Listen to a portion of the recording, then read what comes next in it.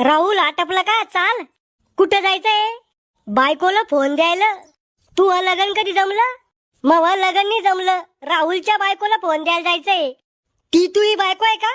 बायको म्हणून राहिला तर नाही, वहिनीला फोन द्यायला जायचंय. राहुल्या या खेकड्याला कशाला संग निवू राहिला? जमेल लग्न मोडन रे हे. ओ काका, मी लग्न मोडाचे काम करतो का? अरे खेकड्या, तू त्याच्या संग राहतो म्हणून त्याचं लग्न जमत नव्हतं. म्हणजे मी पनवती का?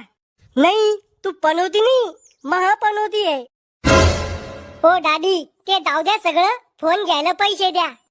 त्या साखरेच्या डब्यामध्ये 1000 रुपये पडेल आहे, ते घे. 1000 रुपये? ओ डॅडी, बटनाचा मोबाईल नाही घ्यायचा. मग कोणता घ्यायचा? स्क्रीन टच, बोटावर चालणारा. इतक्या महागाचा फोन घ्यायला पैसे झाडावर लागले का इथं?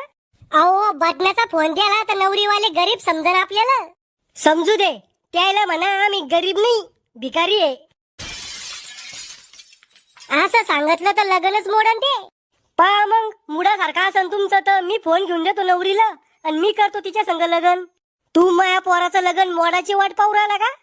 अहो, फोनामुळे जर तुमची स्वरीक मोडणार असन तर त्या पोरीचा बी मला विचार करणं पडन ना. म्हणजे त्या खरजुल्या कुत्र्यावानी तू टपेलाच आहे. कधी आमचं मुडतं, कधी तू तो जमवतो.